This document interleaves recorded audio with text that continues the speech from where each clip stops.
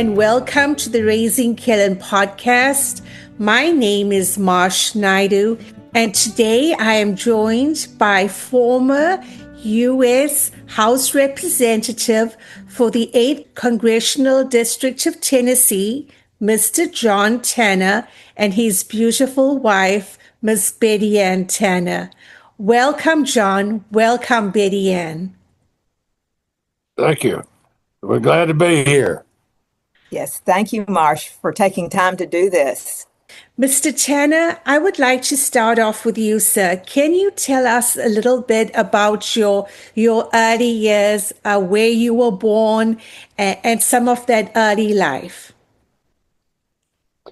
Well, I had an unusual situation in that my father had shipped off to Normandy during World War II in June of 1944. My mother was living with her parents, who was a country doctor in Lake County, Tennessee, in Ridgely.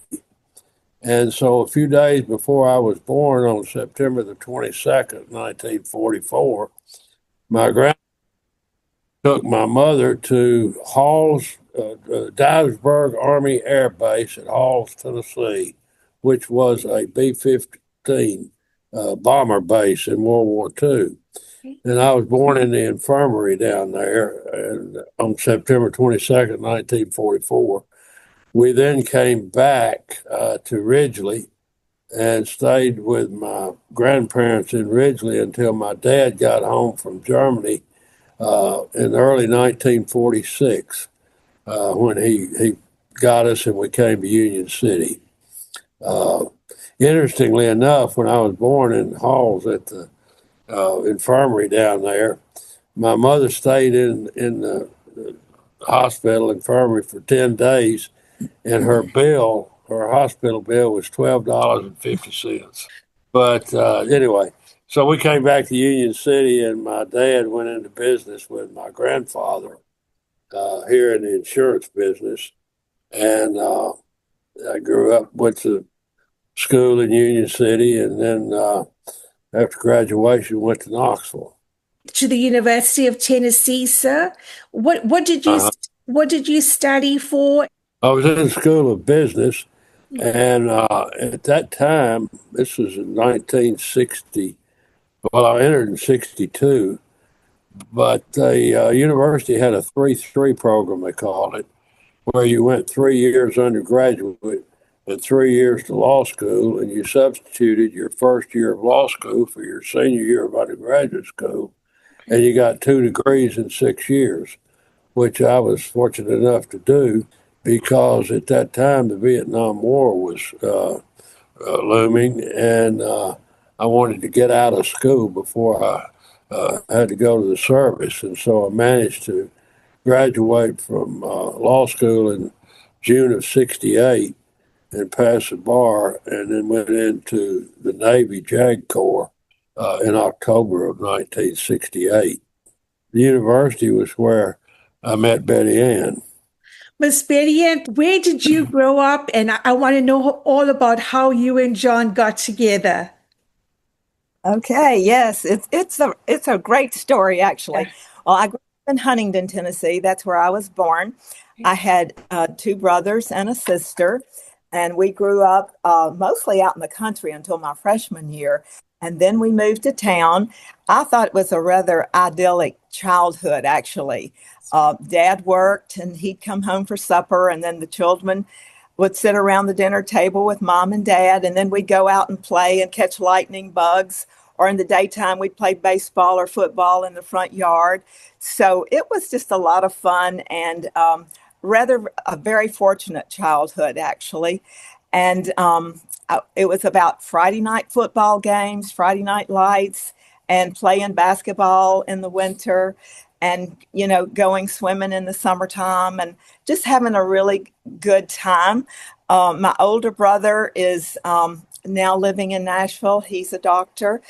A younger brother lives in Nashville, and so does my little sister. So they're all there now. But we all had a great childhood growing up. And when I went to UT, my brother was an ATO, so he invited me to the ATO fraternity house. Well, that's where I met John, and I was actually dating one of his fraternity brothers, and he was dating one of my sorority sisters. So after a while, we were attracted to each other, and we had our first date the last month, of my freshman year. And we've been dating ever since. And we graduated together in June of 1968. And from that point, we went on to South Carolina, where John served in the Navy for 3 years during the Vietnam War. Yes, ma'am. Wow. Now, sir, you have had such a distinguished career. You mentioned you worked in the U.S. Navy JAG Corps, right? You've also served on the Tennessee Army National Guard as a retired colonel. You've served at the Tennessee House of Representatives. We mentioned the U.S. House of Representatives. You were also co-founder of the Democratic Blue Dog Coalition, as well as you have served on NATO. There's so much to talk about right there. But first off, can you tell us what actually is the Blue Dog Coalition? Well, we started it in 1995. Democratic caucus was a little bit, more left of where we were financially, physically, and the Republicans were a little further right than we were on the cultural or social issues. And so we came together, a group of us in the middle. Our motto was fiscal responsibility and social tolerance. And that's where we were. And we got our name from the old yellow dog Democrat that people used to say back in Franklin Roosevelt's days. Somebody once said, I'd rather vote for a yellow dog than a Republican. And so the Democrats became known as yellow dogs. Well, we were in the middle, and some of the Democrats had a problem with our voting records and so forth, as did the Republicans. And so we were affectionately known as Blue Dogs because we were strangled from the far left wing of the Democratic Party and the far right wing of the Republican Party until we turned blue. Rodrigue, the painter in New Orleans who painted the famous Blue Dog, that was our logo. It was a blue dog with yellow eyes. I'd never seen that before because I had to Google it, and I'm like, oh my goodness! But y'all got things done, didn't y'all? Well, we had some success from 1996 to probably 2010 when I left. We were the moderating force between the far left and the far right. Yes, sir. Yes, sir. Most people, I think, in the country believe in fiscal responsibility. That is, don't tax people and spend it foolishly. And most people are socially tolerant, live and let live, and so on. And that's where we were. What about NATO? Can you tell us about what actually is NATO before you go on to telling us the role you played within this alliance? NATO was formed in 1949 with 7 countries, basically, and the United States and Canada and North America, and then 5 European countries, Britain, France, so forth, Denmark, so on. And it was done after World War II, and it was an attempt to bolster the West, in particularly Europe, against further Russian aggression. As you will recall, after World War II, Germany was divided into the Soviet sphere and the West, and Berlin was a divided city at that time. And so the NATO organization was an attempt to bolster the West's ability to fend off future Russian aggression in the East. And it worked very well. And it is a unique organization, and it is completely voluntary. And all of the member nations have pledged in Article 5 of the NATO document to come to the aid and defense of one another. If any one nation is attacked, all nations consider themselves under attack and come to the aid of the other, which is unique in history. The only time Article 5, incidentally, has been invoked was after 9/11, when the United States was attacked and the trade centers came down in New York City, and the attack on the Pentagon in Washington and so forth. And all of the member nations of NATO at that time came to our aid. We actually had French, British, and Italian fighter planes overhead in this country at the time, a few days after the attack by bin Laden. Yes. But anyway, it is a unique organization. It has now expanded exponentially, actually. There are now 30 member nations, and a lot of the countries that were behind the Iron Curtain, if you'll recall the Iron Curtain, Yes. Are now members of NATO in Eastern Europe. And so it has not only been a military-oriented organization, but it has been the vehicle to spread democracy and freedom throughout Eastern Europe, which is quite remarkable. And your role in the organization itself, sir? I was the leader of the U.S. delegation to the NATO Parliamentary Assembly, and I eventually became president in 2008. The parliamentarians, or in our case, members of Congress, from all the member nations, they send delegates to the Parliamentary Assembly, which met in Brussels every February, and then in one other place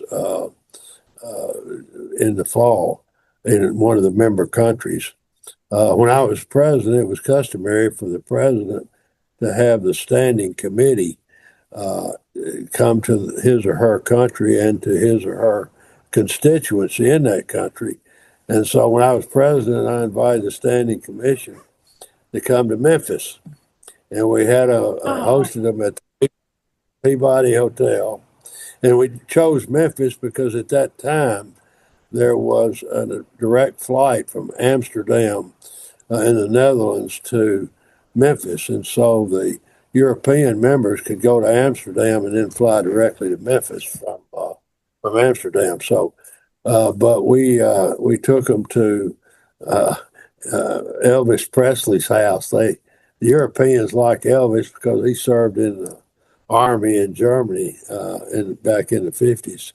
But we took him there and took him to St. Jude Children's Research Hospital. I was on the advisory board down there at the time, and they were very impressed with St. Jude, who anybody that's ever been there would be. Yes. And then we took him to the Civil Rights Museum, Lorraine Hotel, where Dr. King was assassinated. So it was, we had a good time. They enjoyed it. And we had a barbecue out at Elvis's car barn right across the street from Graceland, where we had the peanut butter sandwiches and the barbecue, all the stuff that Elvis was famous for. And they thought that was great. Mr. Tanner, I've got a quick question that might be relevant to the present time. Can you tell us the significance of NATO in our present reality, sir? Well, as I said, it is the probably the most important vehicle that the United States has for fulfilling its purposes strategically across the globe. NATO gives the United States the ability to pursue our strategic objectives with a coalition rather than just the United States acting alone, which is very important.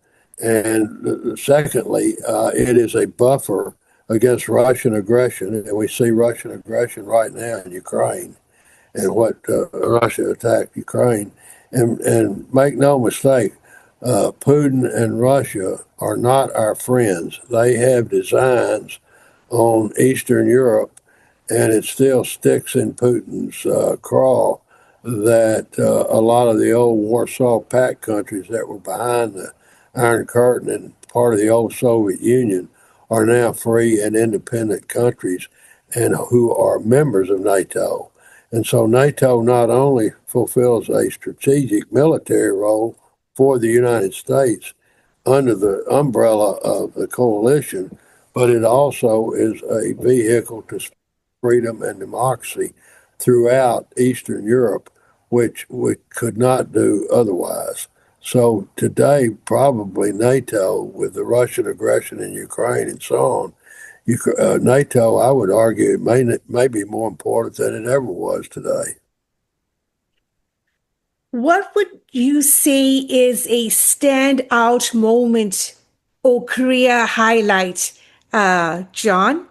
Well, I guess I couldn't say anything but when Betty Ann agreed to marry me. President of the NATO Parliamentary Assembly, that certainly had to be a highlight.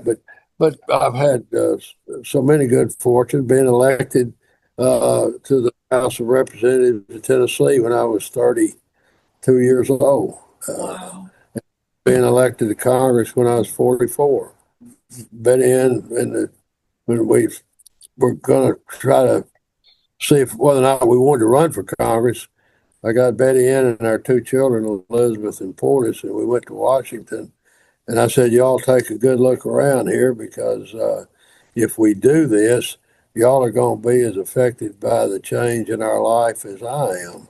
And so we went up and stayed in Georgetown in a friend of ours' apartment and toured around. And they said, okay, what do y'all think? They said, we think we can get along on this. We think we can do all right. So we ran, and in 1988, we were fortunate enough to win. Wow. Miss Betty Ann, what would you say was a pivotal moment in your work family life? Well, Marsh, I guess it would be when around 1993, John was elected actually and sworn in 1989 in Congress. And around 1993, our daughter had married, and she and our son-in-law, Kyle, had moved to Birmingham for him to go to law school and Elizabeth to teach. And our son, Portis, had moved to Australia to work for Federal Express. So I was at home in Union City, basically by myself. So I thought, well, maybe, I know there was some of the spouses did move to Washington. So I thought about it and met some of them, and they encouraged me to move. Of course, we still kept our family home in Union City, but we got a small apartment or condominium in Washington. And I decided to move, and it was 1993, and it was a great experience for me. I got to join the Congressional Wives Club as it was then. I joined an international club, and I'm actually still very active in both of those organizations. And one tidbit of history, the Congressional Club was formed in 1908 by an act of Congress. It's the only club in the world that was formed by a parliamentary or congressional vote. So we find that to be something that we cherish at the club. As I said, we were formed in 1908. The group of wives at the time wanted to form a club. Some of the members of Congress were against that. So one of the ladies, the bill was coming up for a vote. So one of the ladies took her husband to lunch so that he would purposefully miss the vote. So it passed by an act of Congress that the Congressional Club was formed again in 1908, and we're still going strong today. It's a great group of women, Republicans and Democrats and independents. We leave our R or our D at the door. We don't discuss politics, and we work on things like the First Lady's Luncheon to honor the wife or the spouse of, someday it'll be a spouse of the White House. So that's very important to us. And I also got involved in the international clubs. And these came about right after World War II. President Eisenhower realized that there was some fence mending that needed to be done among countries.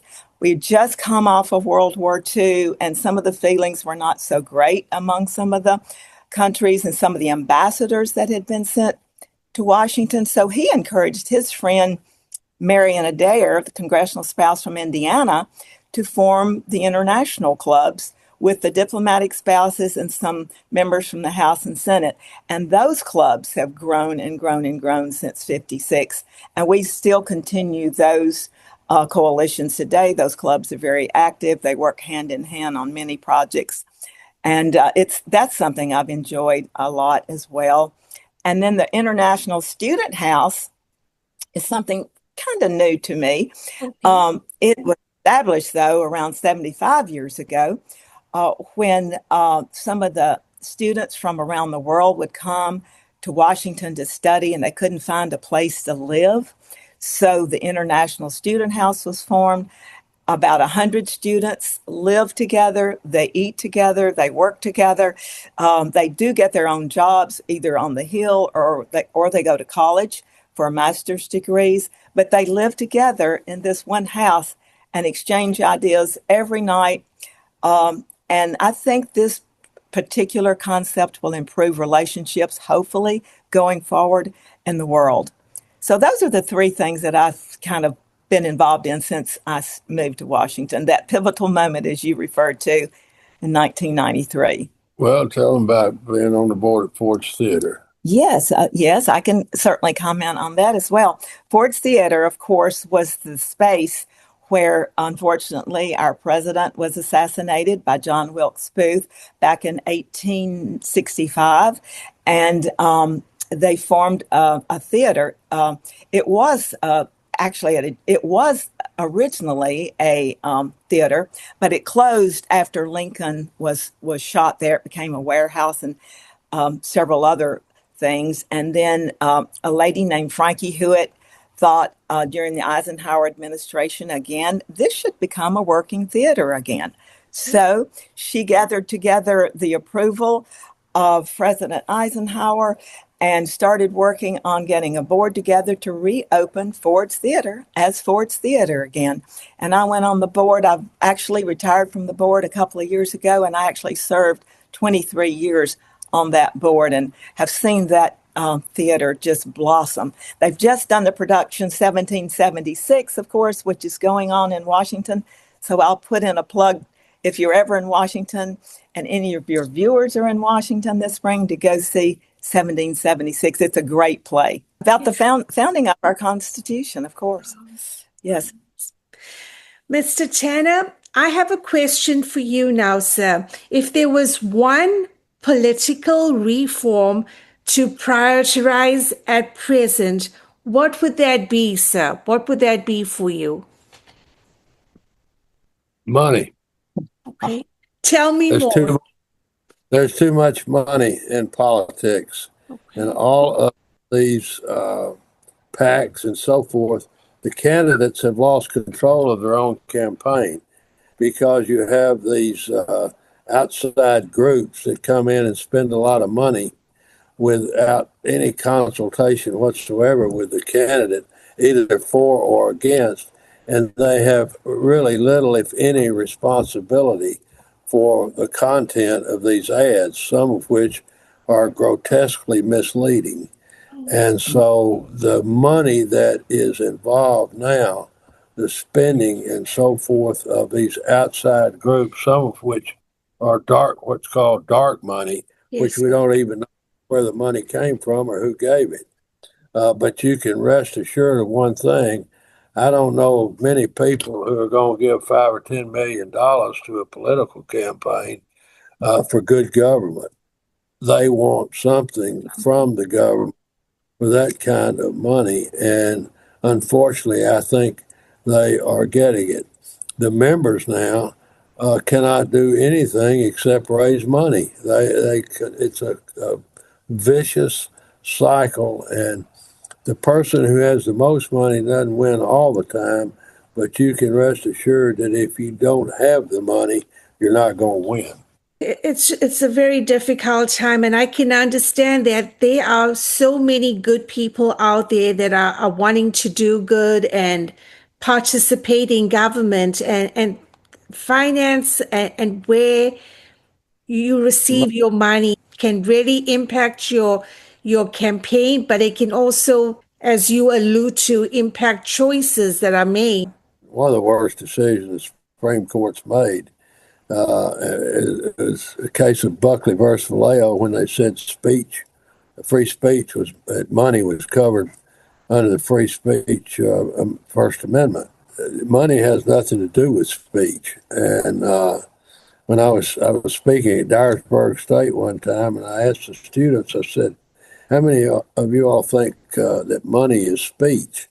A couple of them raised their hand. I said, "Well, I'll prove to you it's not." And I took out a dollar bill and laid it on the lectern and said, "Say something, George." Well, of course he didn't. Money's not speech. Money is power, both in the government and in the private sector. And the other, I think, ridiculous decision the Supreme Court made was Citizens United held a corporation was a person. When's the last time a corporation called in sick with the flu? Or corporation was electrocuted in an electric chair in Texas? The corporation is not a person. It is a legal entity. But this Citizens United gave corporations the right to spend money in these elections again. There's just too much money. If I had my way, Yes, sir. but if I did, I would say, if you cannot vote for me, I cannot accept a contribution. That way, we get rid of all the PACs and all the rest of it, and people who wanted to run for office would have to go out and meet the people, and the people would give them $5, $10, $100, whatever. But that way, you would have a much fairer election, in my opinion. Yes, sir. Betty Ann and John, you both are involved in conservation work. Can you please tell us more about this? Yeah, well, the International Conservation Caucus was started actually in the House of Representatives in Washington, and it has expanded to several other countries, though, over the years. And it's a nonpartisan organization, and they have, like I said, parliamentaries or caucuses in several continents around the world. And these are basically formed to manage wildlife management internationally. It's about wildlife conservation and habitat stewardship, basically. And this is something that is just incredibly important throughout the world for the ecosystems to stay in balance. And John actually served as president of the ICCF. And we were able to, we've been to several places around the world, mostly in Africa, helping to stabilize some of the animals that have been endangered there. And actually meeting in Kenya, we met with people from their parliament. And everyone's very interested in this. It's become a very popular thing, I think, to be engaged in. And it's gotten a lot of attention, but needs more attention. Because if this world's ecosystems fail, then we all fail. I'm serving as chairman of the board of the foundation, ICCF Foundation now, and what we're concentrating on, among other things, as Betty Ann alluded to, is trying to save the rainforest all over the world, particularly in the Amazon and in parts of Africa, because it's said, as you probably heard it, the Amazon rainforest is the lungs of the world. And trees make oxygen, and the clear cutting and so forth is doing irreparable damage to the environment. and the climate. And I told somebody we gotta save this planet because we have nowhere to move to. And I want my children and grandchildren and your grandchildren to enjoy a healthy environment in terms of the ecosystems. I think that's one reason I'm so passionate about our national parks, because we have such a diverse we have multiple ecosystems in the United States. And for families to visit a national park most of the times without like paying a entrance fee, you know what I mean? That's our heritage. It truly is. It's what carries forward from generation to generation. And therefore, sir, I agree with you. We need to protect that. Yeah, once you lose the pristine environment, it's gone. So we are duty bound to pass this on to our children in as good a shape as we found it, I think. Yes, sir. To be stewards, to be good stewards. Miss Betty Ann, this is a question I would like to ask. What would be your message for families that live in Northwest Tennessee? Or, we may also have listeners in different parts of the country or the world. What would be your message of encouragement to them now? Well, I think one of the most important things you can do is to get involved in causes that actually make a difference in people's lives. Even if it's just a tiny contribution, even once a month, or get involved weekly. I think there are people that are hurting, that need help. And I think through our churches or through the Red Cross or Obion County Cancer Society, there are so many ways to volunteer just to help people. And another thing, just generally speaking, is to say that we really cannot control what others do or say, but we can control how we react to it. So be very, very careful. Choose your words carefully, your actions carefully before you speak or say anything. But do the best you can. And as someone once said, look for the best in others and give the best you can. Oh, thank you for those words of encouragement, Betty Ann. Just very, very wise, very wise. And John, sir, can we get a message of encouragement and hope from you?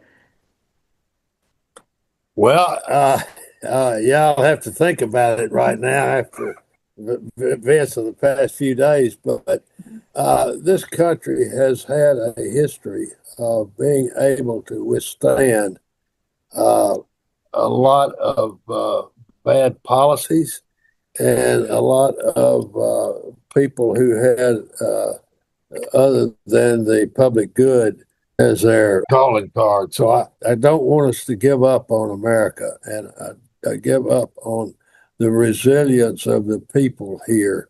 As Winston Churchill once said, he said, America will eventually get it right, but only after exhausting every other conceivable possibility. Well said, sir. Well said. I would sincerely like to thank you both for your time. This has been an amazing conversation. Thank you so much for taking time from your day to speak with us, and hope to see you all soon in the future. Thank you, Marsh. We appreciate it. Well, thank you.